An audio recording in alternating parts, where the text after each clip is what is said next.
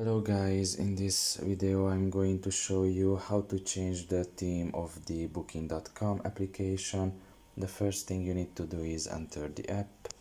Once you are done with that and you are in the home page, you should look at the bottom of your right corner and there you will find your profile. Press on it, and in this page you should scroll down a little bit, and in the settings and the legal section you should just press on settings. And here you will find the appearance option. You can just press on it and you can see that there are three appearance types. The first one is light, the second is dark, and the third one is the use device settings. Now in reality there is only two kinds of themes that you can use.